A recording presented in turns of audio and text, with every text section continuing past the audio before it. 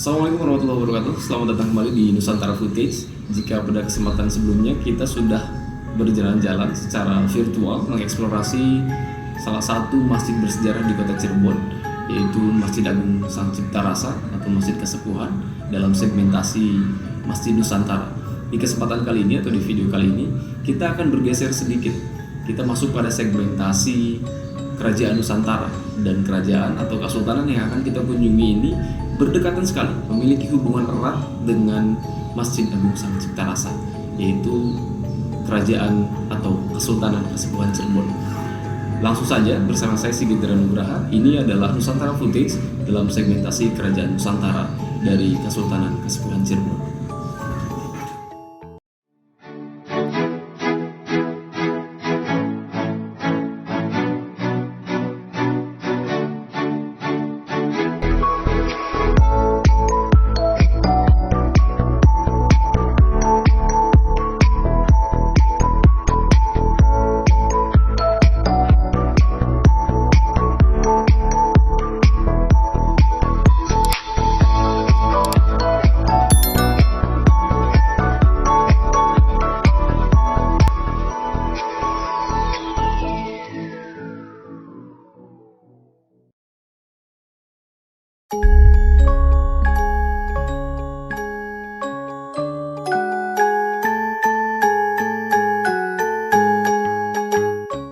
Hai Futurs, bagaimana kabarnya hari ini?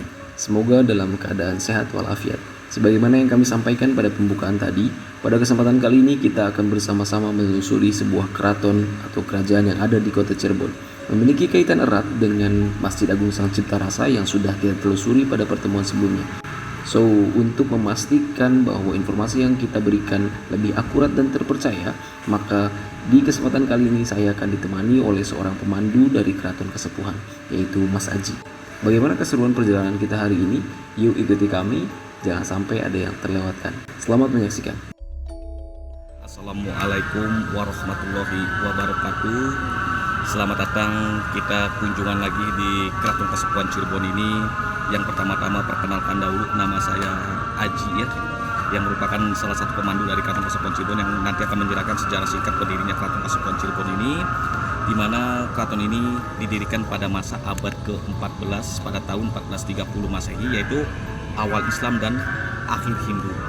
Didirikan pada tahun 1430 oleh salah satu putra Pajajaran yang bernama Pangeran Walangsungsang atau yang lebih dikenal dengan sebutan Pangeran Cakrabuana. Beliau adalah putra dari putra dari Raja Pajajaran yang bergelar dengan sebutan Prabu Siliwangi. Silih itu artinya berganti, wangi itu harum, pergantian raja yang harum. Dari pernikahannya dengan Nimas Balarang ini menurunkan Pangeran Walangsungsang dan adiknya yang bernama Nimas Larasantang dan satu lagi bernama Kian Santang. Nimas Larasantang inilah yang kelak nanti memiliki seorang anak yang lebih dikenal dengan sebutan Sarif Hidayatullah atau yang lebih dikenal dengan namanya Sunan Gunung Jati. Alhamdulillah kita sekarang ini berada di komplek bagian depan Keraton Kesepuhan. Kita berada di komplek bagian depan yang dikenal dengan namanya Kompleks Siti Inggil. Siti itu dalam bahasa Jawa di sini artinya tanah, Inggil itu artinya tinggi, tanah yang ditinggikan. Dan di mana Siti Inggil ini merupakan podium tempat duduknya raja, dan monggo kita sambil berjalan kita duduk di tempat duduknya Sultan dulu. Boleh, siap.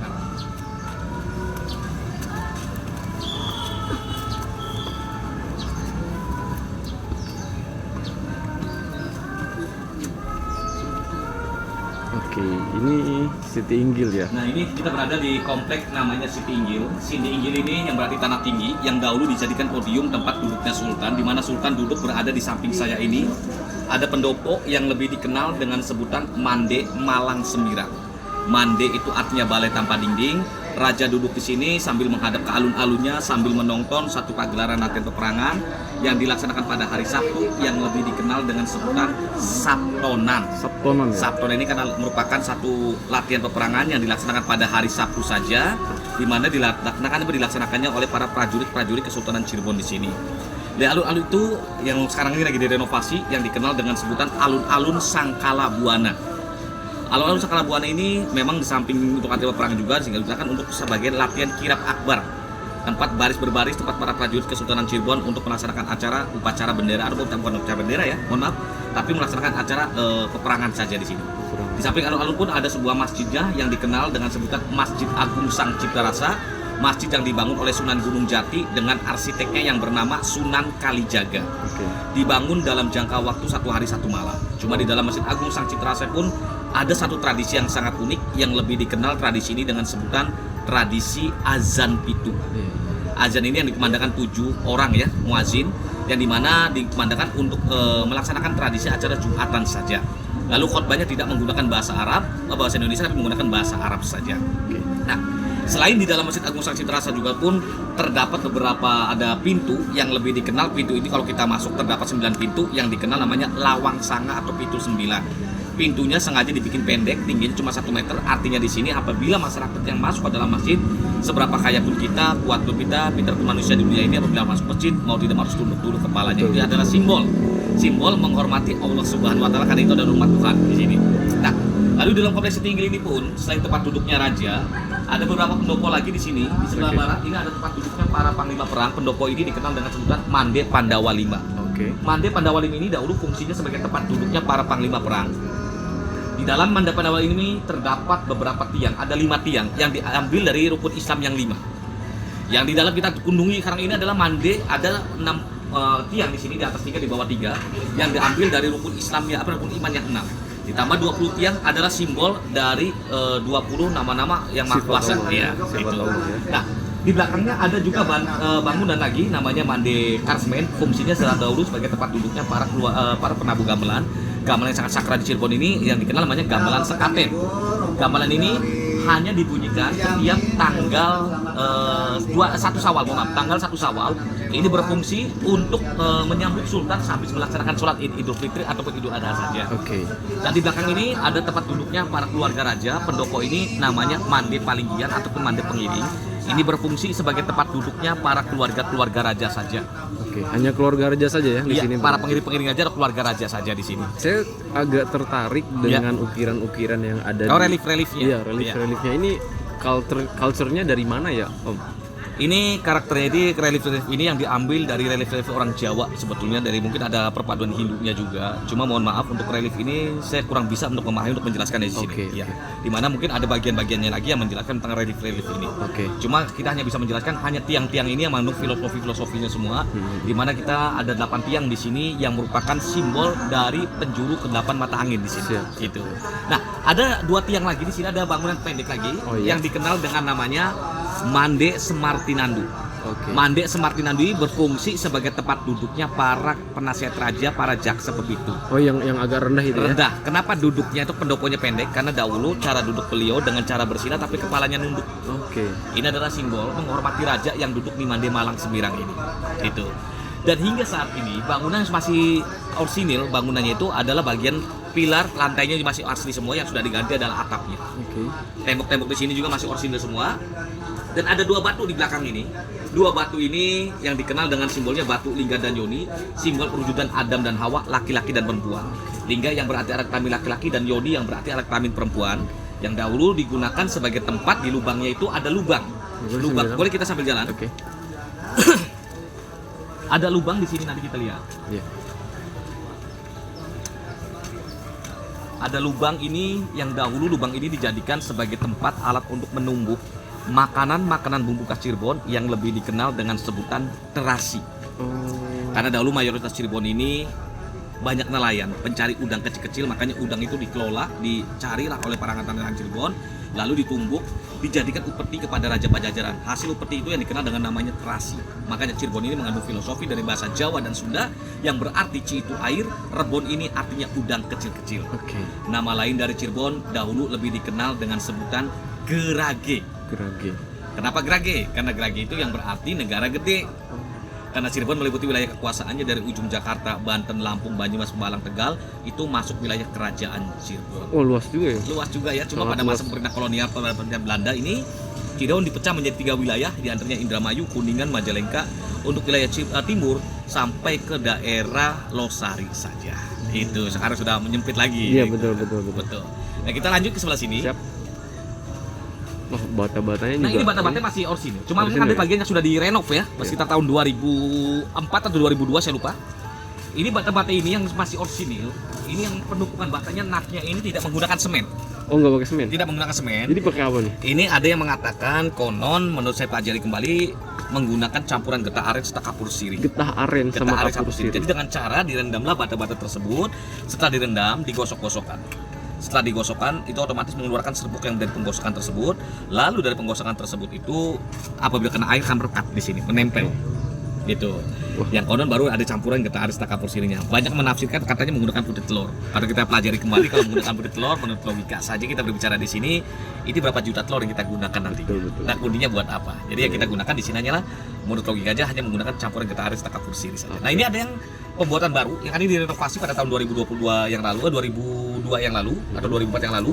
Ini tertimpa pohon besar, ini jatuh dan ini ditumpuk kembali bata-bata yang jatuh tersebut. Ini ada sampai-sampainya. Jadi berbeda dengan yang aslinya di sini. Itu. Kita lanjut tuh. Boleh, siap. Boleh. Nah, kita belok ke sebelah kanan dulu. Siap. Nah, setelah turun dari kompleks Citi Inggil, di samping saya ini ada pendopo. Pendopo ini yang dikenal dengan sebutan pengada, yang artinya pengada ini tempat tugasnya 5 aparatur keraton. Jadi apabila ada tamu yang menghadap ke sultan, tamu memberikan laporan yang pertama kali dahulu di sini. Dari sini tamu diantarkan oleh lurah dalam, masuk ke dalam 2 gerbang. Ada 2 gerbang inilah yang dikenal dengan sebutan regol. Regol yang di dalam nanti. Yang nanti kita akan masuki regol ini. Oke, bentar, Om. Regol itu boleh saya di foto dulu.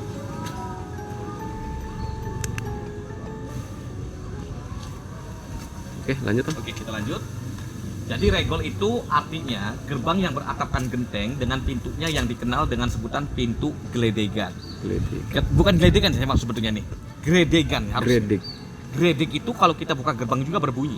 Oh gitu. Jadi pintu ini dahulu apabila dibuka ini berbunyi. Berbunyi, orang Cirebon menyebutnya seperti bunyi seperti guntur sebetulnya. Oke. Gredek itu ada geledegan.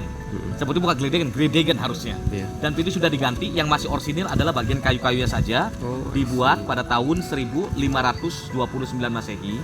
Yang konon cara pembuatan kayu ini sangat unik, yaitu dengan cara dibacem. Dibacem. Dibacem itu yang artinya itu direndam. Direndam pakai. Direndam pakai biasanya di air atau Di di lumpur. air. Oh. Ini berfungsi untuk menguatkan kayu dari rayap. Oh iya iya. Dan di mana di sini juga tidak menggunakan paku, tapi hanya menggunakan pasak saja, paku yang terbuat dari kayu. Nggak ada paku sama sekali ya? Nah, walaupun ada sekarang pakunya ini terbuat dari paku-paku zaman sekarang. Oke. Ini paku-paku zaman sekarang ini hanya untuk mendapatkan kabel-kabelnya saja, Mas. Iya iya iya. Ini berarti pintunya udah diganti ya, Om ya? Ini pintu sudah diganti. Oh. Ini pintu sudah diganti. Yang masih orsin sudah tidak ada, sudah hancur. Yang masih orsin mungkin ada di bagian dalam, itu ada namanya buk bacem, nantinya kita ke sana. Oke. Dan ini ada musola kecil, ada musola yang lebih dikenal dengan namanya Langgar Agung. Langgar Agung ini biasa difungsikan sebagai sarana tempat melaksanakan ritual acara namanya Maulid Nabi. Tradisi di Cirebon, kita orang Kuningan, kita orang Cirebon, orang Jakarta pasti paham. Ada tradisi yang dikenal dengan namanya Muludan. Yang dikenal itu di Cirebon ini dengan sebutan tradisi acara Panjang Jimat. Panjang jimat. Panjang Jimat itu panjang yang tidak pernah putus. Jimat satu yang harus diingat yaitu 2 kalimat syahadat. Ya. Ada pembuatan nasi di Cirebon ini yang sangat sakral. Nasi inilah yang dikenal dengan sebutan nasi jimat, nasi yang dibuat oleh para perawan sunti. Nah, kita memasuki pintu gerbang atau geledegan yang kedua. Pintu geledegan ini kebetulan pintu juga sudah dirubah, sudah diganti. Oke. Kita belok ke sebelah kanan. Siap.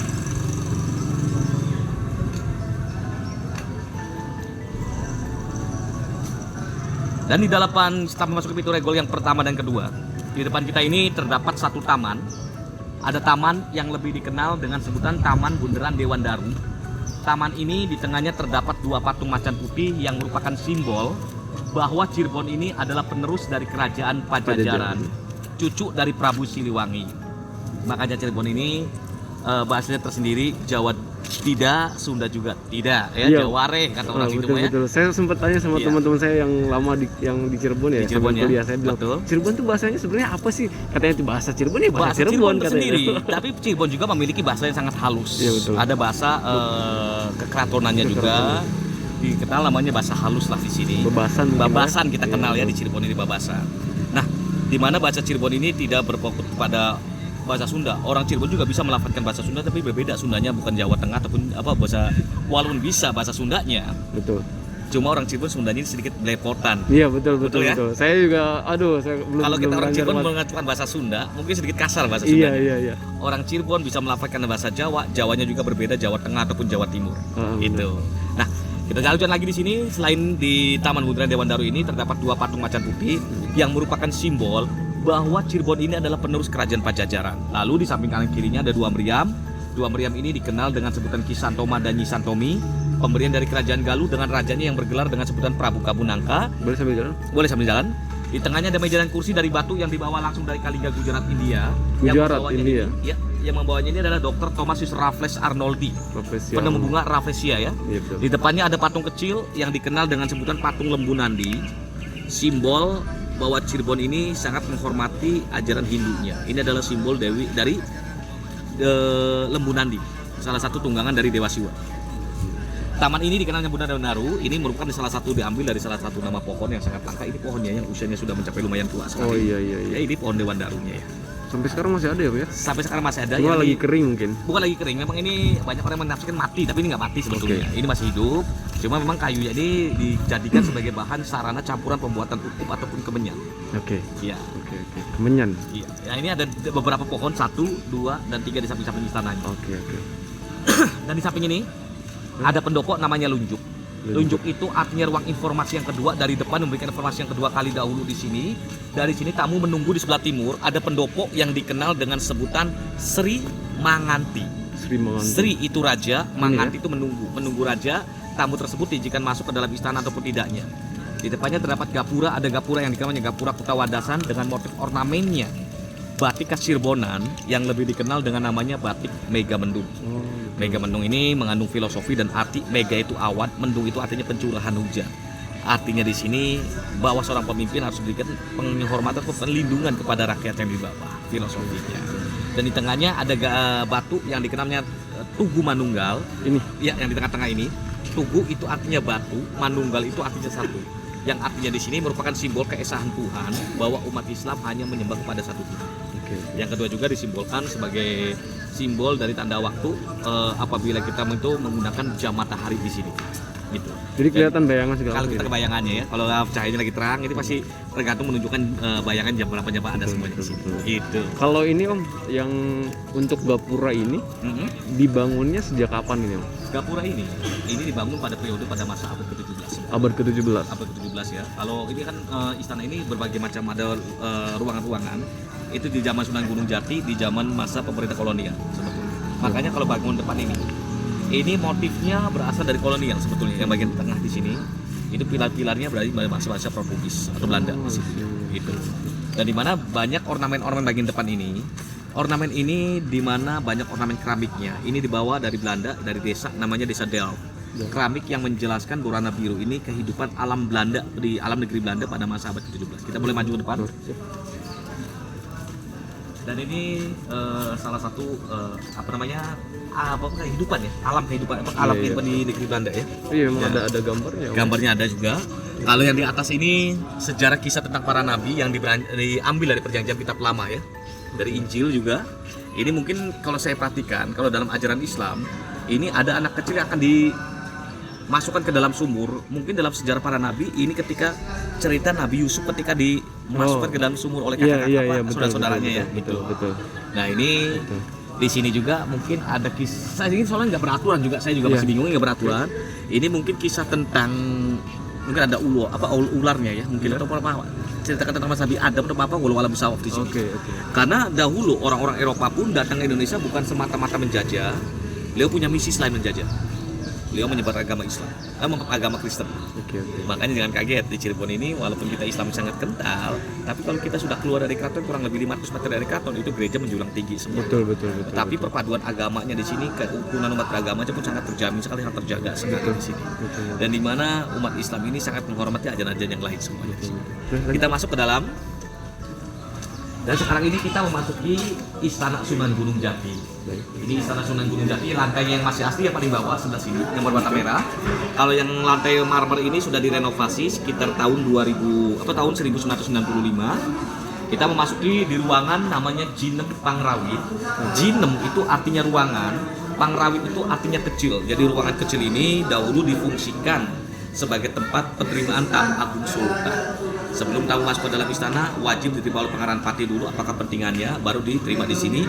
Lalu diizinkan untuk masuk ke dalam istana, cuma untuk masuk ke dalam istana wajib berhias diri dulu di sini. Kita maju ke dalam di sini.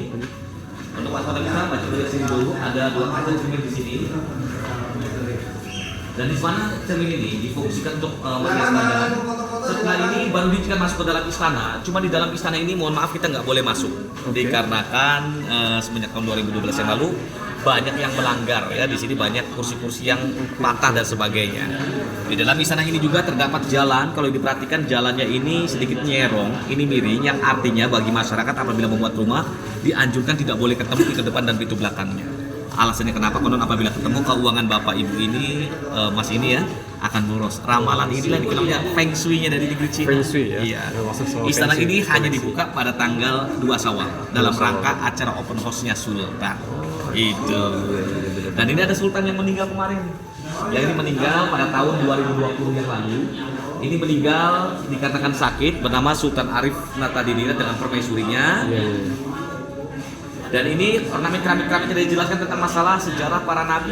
Contoh di bawah ini kisah tentang Nabi Isa yang menurut orang-orang Nasrani, orang-orang Kristen ini, Nabi Isa itu mencuci kaki ibundanya.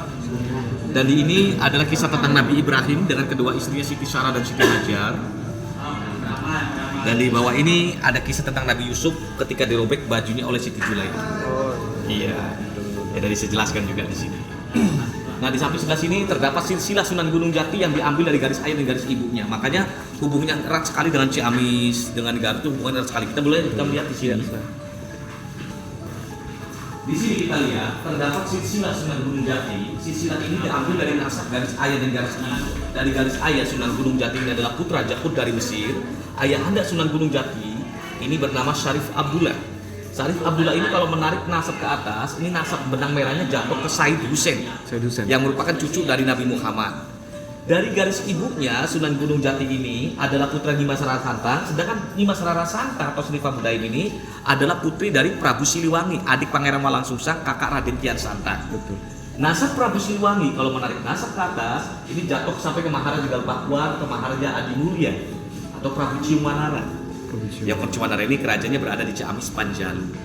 Nah, di mana itu menurunkan raja-raja di daerah Galuh Pasundan di sini sampai menjabatnya habis itu kerajaan Pajajaran yang pada masa itu rajanya dipimpin juga oleh Prabu Linggawesi. Prabu Linggawesi ini yang konon dalam sejarah atau Linggawesi ini yang konon meninggal di daerah Bubat di perang Bubat dengan Mahapati Gajah Mada. Makanya mungkin ada mitos sumber yang mengatakan, namanya mitos ya boleh percaya boleh tidak, bahwa orang Sunda dilarang menikah dengan orang dari Jawa. Pernah dengarlah kita seperti itu? Iya, betul. Gitu. Santer sekali itu. Santer sekali. Itu sebenarnya hanya mitos saja. Itu terjadi pada masa Prabu Linggawesi yang meninggal di sana dan mati ataupun dibunuh oleh Mahapati Gajah Mada. Hingga Prabu Siliwangi itu mendapat gelar. Ada hanya 3 orang, yaitu Prabu Linggawesi, Prabu Gusti Kencana, dan Prabu Siliwangi. Yang lainnya itu tidak mendapat gelar Prabu Siliwangi. Hanya 3 orang yang mendapat gelar Prabu Siliwangi. Sili itu artinya berganti, wangi itu harum.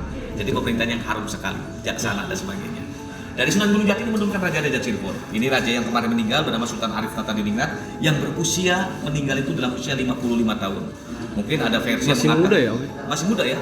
Mungkin yang di YouTube juga banyak yang memversikan, Pak, bisa dijelaskan nggak tentang sejarah petang?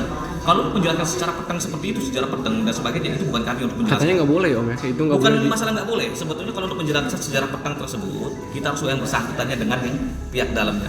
Kami sebagai pemandu bukan menutupi masalah sejarah, tetapi kami pemandu hanya menjelaskan tentang sejarah keratonnya saja. Betul. Itu.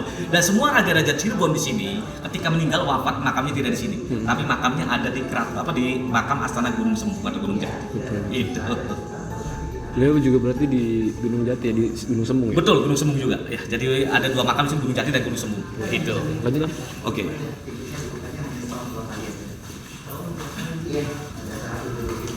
Nah ini di samping kanan kiri ini juga ada tempat tinggal Kaputren dan Kaputren. Tempat tinggal Kaputren berada di sebelah barat. Oh iya, di sebelah sana. Kaputren ini tempat tinggal sebelah timur. Kaputren sebelah timur, Kaputren sebelah timur dan Kaputren sebelah barat.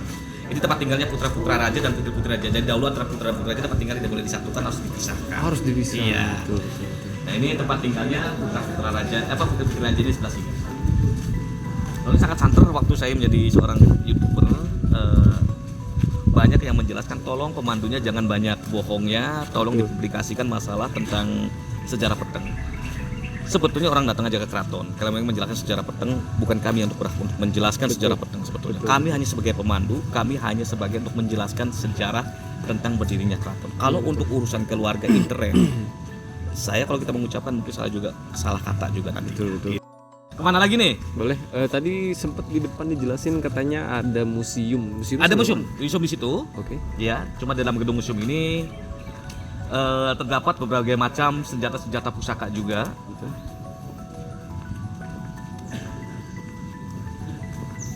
Kalau ini ruangan apa, Om? Ini ruangan bekas museum lama. Museum lama. Yang sekarang sudah terbengkalai, jadi tidak tersimpan benda-benda pusaka lagi.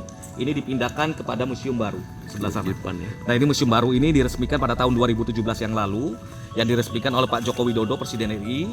Cuma yang saya sayangkan, museum lamanya ini terbengkalai. Oh, belum difungsikan lagi untuk apa-apa ya? Ya mungkin untuk uji nyali sekarang ini. Uji nyali.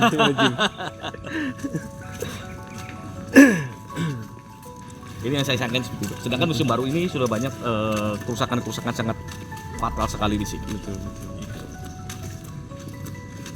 Kalau raja yang sekarang siapa? Ya, Sultan sekarang ini bernama Sultan Lukman Julkaidin. Ini adalah putra dari Sultan Arif yang kedua, di mana beliau diangkat menjadi sultan pada tanggal 21 Agustus kalau nggak salah, 2020 ya. Nah, kita memasuki Museum Keraton Kasepuhan Cirebon di sini.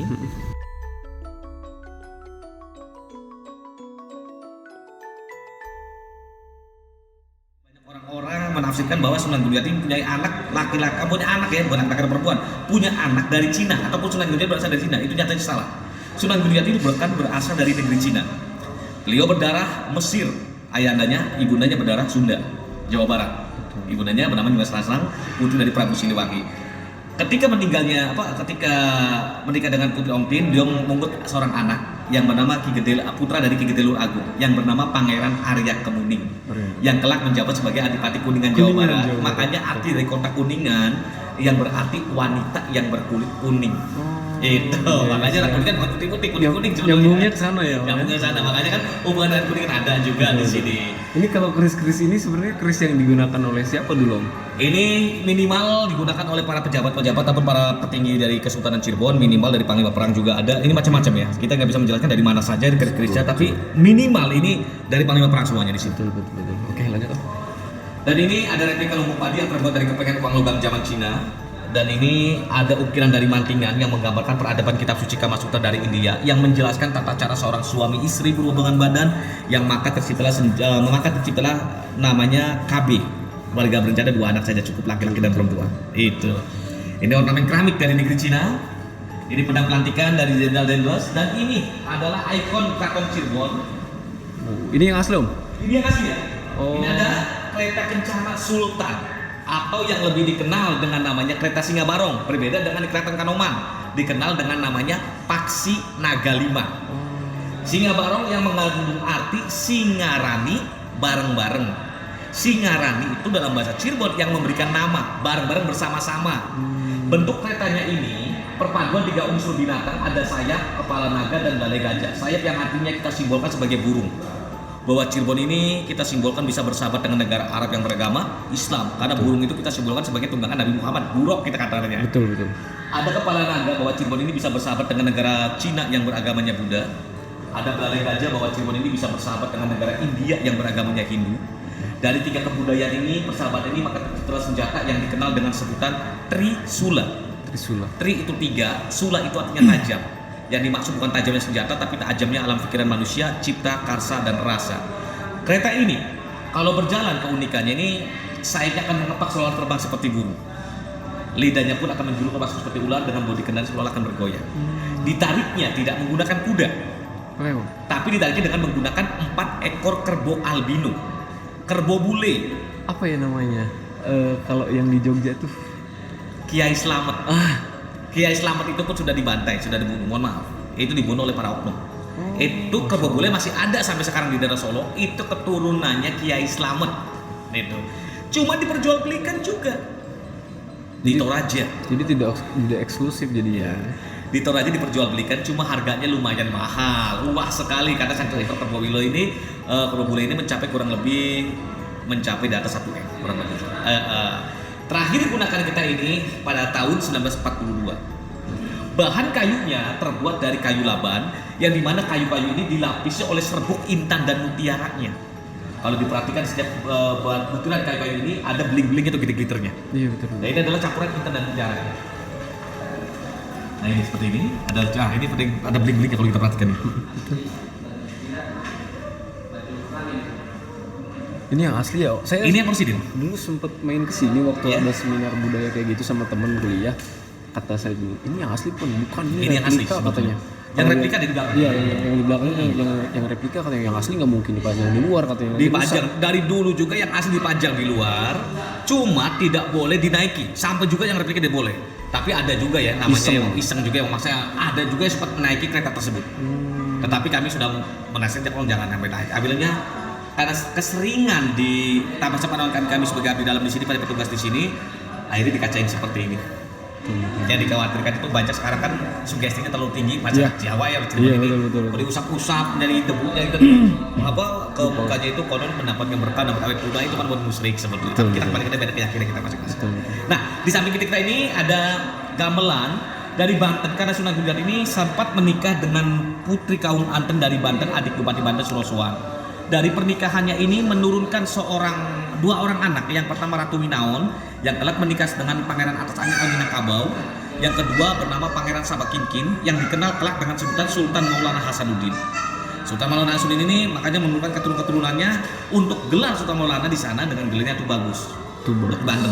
Kalau di Cirebon dengan gelarnya Elang. Pangeran Raden Ratu. Kalau ini gamelan Megamendung yang konon menurut versi di sini dipergunakan sebagai sarana penabuhan untuk sarana pemanggilan hujan apabila di musim kemarau panjang di Cirebon ini. Iya. Nah sekarang sudah tidak dibunyikan dikarenakan para penabuhnya sudah tidak ada, sudah punah ya, kata-kata itu sudah tidak ada yang membunyikan seperti itu. Karena bukan asal sembarang kita untuk membunyikannya saja, mungkin ada ritual-ritual khususnya. Berarti yang penabuh aslinya udah pada meninggal. Kemungkinan sudah meninggal, karena tidak- sudah tidak difungsikan kembali kalau di sini. Tidak diwariskan juga, Tidak nggak diwariskan ada kepada menerusnya ya? Kecuali kalau gamelan sekata itu masih diwariskan kepada anak keturunan yang dikerudungan seperti iya, itu, iya. dibunyikan setiap tanggal 1 Syawal pada tanggal 10 Zulhijjah. Oh ini yang sekaten tuh ini? Sekatnya ini, yang dikerudungan seperti ini. Ini, Nah, ini namanya gamelan sekaten yang dikerudungkan, di mana dikerudungan ini pun difungsikan untuk menjaga apabila tidak terkena debu dan sebagainya. Betul. Itu. Tapi ya namanya benda, kalau itu pasti kena debu semua. Iya. Om ini pohon ini Ini adalah pohon rangdu, ini pohonnya baru sebetulnya ya. oh baru. Ini nggak tua ataupun nggak lama, ini baru, cuma waktu ada perenovasian tidak berani untuk ditebang. Nggak berani nebang. Iya, karena kalau ditebang pasti mengganggu gedung ya nanti. Iya betul. Rusak gedung di sini. Betul. Gitu. Kirain ada mitosnya apa gitu. Oh, ada mitosnya. Nah mungkin ada mitos juga ada sebetulnya, yaitu mitos buaya putih lah. Kita mungkin fenomenal sekali buaya putih di Cirebon ini. Nah ini adalah peti-peti menyimpan wayang, namanya wayang kulit. Ini ada meriam-meriam dari bangsa Eropa dan dari bangsa Cina. Dan ini ada satu lukisan namanya Sri Baduga Maharaja Prabu Siliwangi Raja Pajajaran. Lukisan ini mengandung unsur 3 dimensi apabila kita perhatikan dari kanan kiri ataupun dari depan seolah bergerak. Iya betul. Ya itu. Nah yang saya mau tanya, Boleh, silakan. kan kita nggak pernah ketemu ya. Ini yang digambarkan di lukisan oleh orang-orang. Apakah memang beliau dulu itu sosoknya seperti ini? Jadi gini, pada tahun 2004 ini bernama Rido. Rido ini seorang pelukis dari desa Sancang, Garut, Pasundan.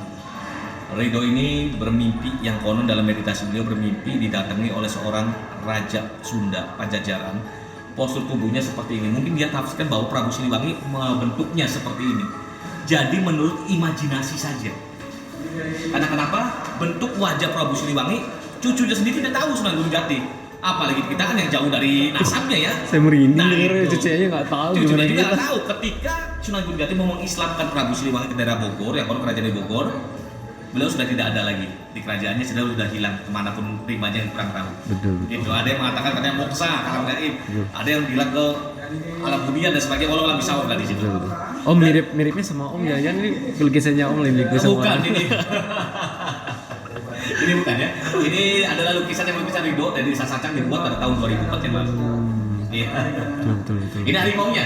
Yang banyak orang menafsirkan versinya itu Prabu Siliwangi ini menjelma menjadi seekor harimau.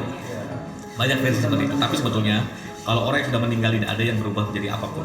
Betul. Sebetulnya mungkin khorin itu yang menyerupai diri kita. Setiap manusia pasti hidup pasti ada khorinnya. Kita lanjut sebelah kiri, sebelah sini. Dan ini ada tandu-tandu untuk menandu putri untuk menandu permaisuri raja, namanya tandu jempana. Cuma ditandu kurang lebih oleh 8 orang. Ini kainnya baru, sebetulnya bukan dari lama. Ini kainnya dari pemberian dari masyarakat Tiongkok atau Tionghoa yang beliau sangat menghormati peninggalan leluhur beliau. Ketika beliau datang, beliau akan sedih sekali melihat keturunan ini, melihat peninggalannya ini rusak seperti ini. Makanya jadi untuk penjaga ini ditutupin seperti ini. Iya, Gitu. ini masih sering dipakai Om. Kalau Nah, sekarang udah enggak sama sekali dipakai. Ini pun ada Garuda Mina, tandu yang digunakan untuk acara arak-arakan ataupun sunatan, difungsikan untuk sarana biasanya melaksanakan hitannya anak-anak raja. Garuda itu artinya burung, Mina itu artinya ikan. Filosofinya Garuda itu kita simbol sebagai pemimpin, Mina itu sebagai ikan. Artinya seorang raja harus dapat mengayomi dan melindungi rakyatnya di bawah. Gitu. Nah ini ada replika kereta. Ini replika kereta kencana sultan. bentar Om, ini Oh ya, boleh. ukiran apa ini? Ini ukiran Ganesha naik gajah. Gajah naik gajah. Yang artinya dalam simbol dunia pendidikan. Ganesha itu IQ sangat pintar sekali. Tapi di atas gajah pasti ada gajah lagi yang lebih pintar lagi. Di atas langit ada langit lagi. Jadikan simbol di sini bahwa dijadikan simbol lambang dari dunia pendidikan, kalau nggak salah UGM ya. Iya betul. UGM itu. Motifnya ada mega mendungan juga seperti ini, awan-awannya seperti itu. Ini dibuatnya kapan Om? Ini dibuat pada masa tahun 1510 pada masa penembahan bukan 1510 ya, tahun 1600-an pada masa zaman penembahan Girilaya. Gitu. Ini panah-panah ini. Ini Gandewa. Gandewa itu adalah senjata yang digunakan untuk prajurit Jalasutra, prajurit perempuan. Oh, prajurit. Iya, Jalasutra jadi punya prajurit perempuannya. Dia diutus oleh pihak Kesultanan Cirebon, memiliki senjata pusaka yang dikenal namanya tusuk konde. Sekon. Iya, ini ada pusaka untuk peperangannya namanya Jalasutra itu berapa? Apa namanya panahnya gitu loh. Panah. Gandewanya ini. Iya benar. Dan ini ada replika kereta kencana Sultan, namanya kereta Singabarung yang dibuat tahun 1995 yang diperkasai oleh Pak Sultan Arif yang ke-14 atau Sultan yang ke-14. Cuma kereta ini biasa ditarik dengan menggunakan kuda, kerbau biasa juga tidak apa-apa, ataupun tidak ada kerbau biasa menggunakan tenaga manusia yang ditarik kurang lebih di atas 20 atau 30 orang. Gitu. Bahannya berbeda dengan yang di depan. Kalau di depan terbuat dari bahan kayu laban, kalau yang replika ini terbuat dari kayu jati. Itu. Nah ini juga ada kepala-kepala banteng dari Mas yang Indramayu. Ini hasil buruan sultan-sultan terdahulu. Ini bentuk habis diburu ya, ditombak. Kalau ini ada buaya putih. Oh Ya, ini. Ya ini buaya putih ini mitos yang mungkin kita sempat orang Cirebon sempat mendengar. Tapi ini asli Om. Ini asli, ini bukan plastik, ini bukan fiber dan sebagainya. Ini asli. Yang konon terjadi pada masa abad ke-17. Ada konon buaya putih itu jelmaan anak seorang raja yang dikutuk menjadi seekor buaya. Betul atau tidaknya namanya mitos. Konon apabila disuruh makan anak tersebut tidak mau makan, dia mau makan sambil tengkurap tiduran. Disuruh belajar tidak mau belajar, mau ngaji tidak mau mengaji, maunya bermain di pinggir kali. Raja itu marah sambil mengucapkan kata yang kurang pantas. Kamu makan sampai tidur saja, kelakuan kamu mirip seperti buaya saja. Jadi buaya. Walau pesawat kita hanya mitos dan untuk menakut pada anak-anak sebetulnya. Betul. Itu. Dan ini adalah keris-keris peninggalan dari masyarakat yang tidak mampu merawatnya yang diberikan kepada pihak keraton di sini. Karena di setiap keraton ini sering ada budgetnya tanggal 1 Muharram ataupun tanggal 1 Suro. Berarti ini hibah, banyaknya hibah dari Yang dari masyarakat. sini hibah dari ini. Kalau ini rampasan ya. Ini beda. Kalau rampasan. ini rampasan dari bahasa Portugis ketika Fatahila merebut Sunda Kelapa. Iya. Ada juga yang hibah. Yang hibah itu biasanya seperti kita simpan di belakang-belakang semuanya. Oh berarti sebenarnya boleh ya ke. Jadi barangkali kita yang memiliki senjata pusaka yang tidak mampu untuk kita rawat, alangkah lebih baiknya kita berikan kepada pihak keraton, pihak museum minimal.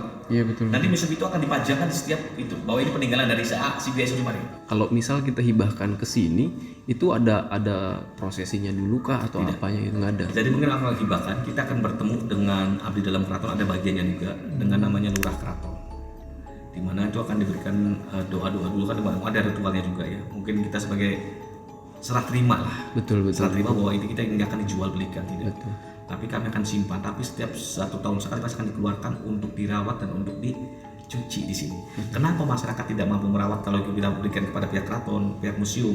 Yang dikhawatirkan yang tadi Mas jelaskan tadi temperamental dan sebagainya, takut mengganggu. Itulah hasilnya. Tetap ada ini. Ada dampaknya biasanya itu kalau memang untuk anak keturunannya. Kalau kita sudah bisa merawatnya nggak jadi masalah sebetulnya. Betul. Kalau yang dikhawatirkan untuk anak keturunannya ini. Iya. Kita udah meninggal, anak keturunannya nggak tahu merawat secara gimana, ini bisa mengganggu. Walaupun itu hanya benda mati, tapi namanya orang tua zaman dulu Iya. pasti memberikan satu, mohon maaf, tempat jin dan sebagainya lah. Unsur dalamnya Iya. ya, gitu, unsur itu. Dan ini ada tombak-tombak untuk berperang.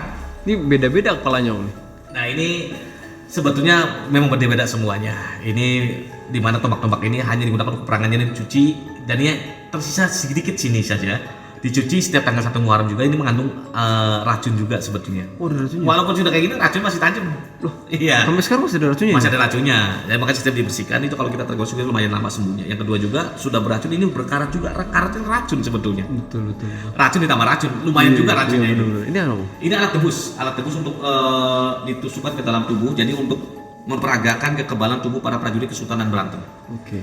Jadi di mana apabila ada kenaikan pangkat akan ditusukkan tapi tidak tembus. Diuji lah ya, Om. Diuji kesaktian lah kalau kita ini sampai terus tingkatannya sampai ke atas. Kalau ini ada perahu batu bandil ini biasa dipergunakan untuk melemparkan. Kita kenal sekarang ini dengan sebutan ketapel.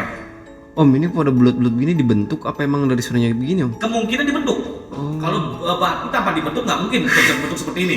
Saya lihat Cuma beratnya ini kurang lebih 1 kilo. 1 kilo. 1 kilo satu batu, ada yang 1 kilo, ada yang setengah kilo di sini. Iya. Itu. Kalau batu kalau kita nggak dibuat ya nggak mungkin itu. Nah ini ornamen-ornamennya ini dari ukiran-ukiran dari Cirebonan yang dipadukan dengan ukiran dari Belanda ya, mohon maaf dari Belanda. Gitu. Betul. Nah kita lanjut sebelah sini. Siap. Ini ada tombak namanya tombak cis yang dipergunakan untuk mengirim khotbah Jumat. Dan ini ada baju perang, baju harnas. Baju perang. Iya baju perang ini beratnya satu baju ini kurang lebih mencapai 4 sampai 5 kilo satu baju. Wow. Ini hasil rampasan dari bahasa Portugis. Dan yang merapas ini adalah Fatahillah dan saya jelaskan di sini. Tegaskan juga di sini, Fatahillah ini bukanlah Sunan Gunung Jati. Banyak orang menafsirkan di pelajaran kita ini Fatahillah dengan Sunan Gunung Jati orang. Fatahillah ini adalah menantu Sunan Gunung Jati yang berebut Sunda Kelapa yang mendapat gelar dengan sebutan Pangeran Jayakarta.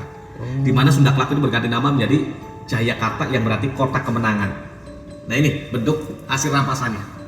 Dan makamnya itu Fatahillah itu bukan di Jakarta tapi makamnya itu Fatahillah itu ada di Cirebon. Di makam komplek Astana Gunung Jati, Gunung Sembungnya. Oh, ada yang di Fatahillah juga. Banyak kan orang yang menafsirkan itu makamnya di Jakarta jadi negara Kauman biasanya itu. Nah ini ada kursi-kursi modelnya model Eropa yang membuatnya asli orang Cirebon. Bahan kayu terbuat dari kayu sono keling. Itu. Ini apa Om? Giok? Bukan, ini hiasan. Ini terbuat dari batu karang. Oh, batu karang. Nah ini ada terbuat dari akar bahar. Kirain giok hijau semua. Bukan giok. Kalau giok hijau di sini udah hilang di sini. Oh iya benar. Apalagi ini pengawasannya tidak ada sedikit CCTV-nya juga di sini, karena banyak yang rusak juga.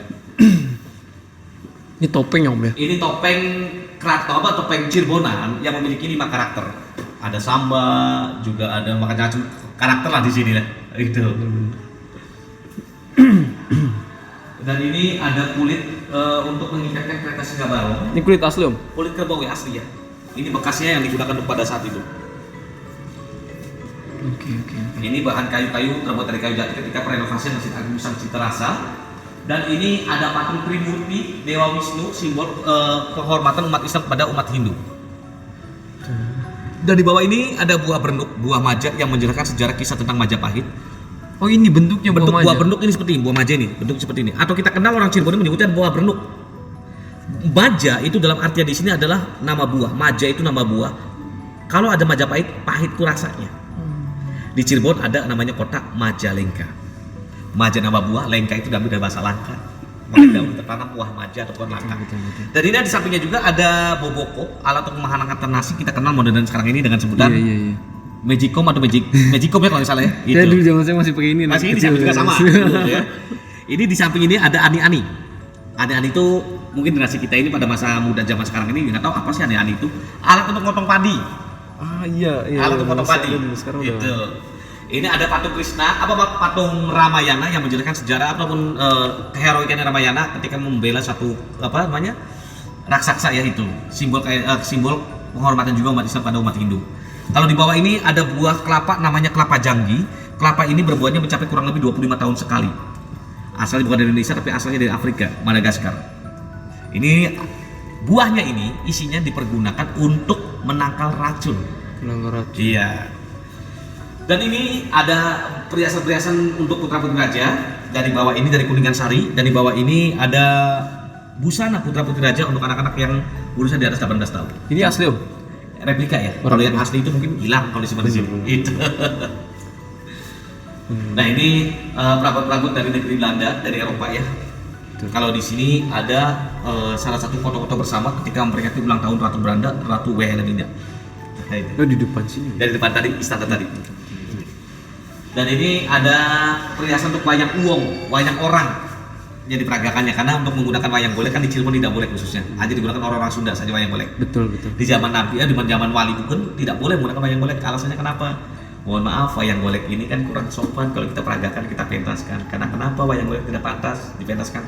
Karena merogoh dari bau. Iya betul. Ya, Betul. jadi tidak pantas. Tapi menurut tradisi orang Sunda kan jadi masalah sebetulnya. Kita kan hanya menghormati, untuk menggantikan wayang, posisi wayang golek digantikan dengan wayang kulit. Iya. Yang dibawa Sunan Kalijaga. Tapi alur ceritanya itu sama sebetulnya. Betul. Itu. Betul. Dan ini foto Sultan-Sultan Tempo dulu, ada dari zaman Sultan Sepuh yang ke-11 bernama Sultan Al-Huda Tajul Arifin, Sultan Raja-Raja Ningrat yang ke-12, dan Sultan Sepuh yang ke-13 bernama Sultan Maulana Pakun Ningrat. So, Kita lanjut. siap. Dan ini adalah gambar mungkin tentang laksanaan tradisi-tradisi yang ada di Keraton Kasepuhan Cirebon. Contoh tradisi ini ketika mengadakan acara Haul Sunan Gunung Jati. Ini ketika peringatan Nisfu Syaban, dan ini hajat tradisi grebeg sawal ketika sehabis Lebaran atau sehabis Idul Fitri. Itu ada acara keluarga raja berziarah ke makam Sunan Gunung Jati, dan di bawah ini ada open house-nya Sultan. Jadi setelah acara Idul Fitri baru mengadakan open house. Yang terakhir di sini ada acara Maulid Nabi yang kemarin dilaksanakan. Iya betul. Panjang jimat bentuknya seperti itu. Banyak foto-foto Pangeran Raja Arif. Arif ya. Ya ini fotonya. Sultan Arif Nata Diningrat. Banyak perbaikan yang dilakukan di masa beliau mungkin ya Om? Untuk proyek banyak ya dilakukan oleh beliau ini. Betul. Si muda sekali 55 Ya, tahun. 55 tahun beliau ketika wafat. Iya iya. Oke. Oke teman-teman, itu dia perjalanan Nusantara Footage dalam segmentasi Kerajaan Nusantara dari Keraton Kasepuhan Cirebon. Semoga apa yang kita suguhkan pada kesempatan kali ini dapat memberikan manfaat yang luar biasa. Entah manfaat untuk para penonton yang kemudian memberikan banyak wawasan yang bisa diberikan, ataupun bagi kota Cirebon atau dari Kerajaan Kesultanan Cirebon ini. Sehingga dapat meningkatkan minat wisata untuk mengenal sejarah dari Kesultanan Cirebon ini. Demikian yang dapat kami sampaikan. Saya Sigit Nugraha, pamit undur diri. Salam Nusantara Footage. Assalamualaikum warahmatullahi wabarakatuh.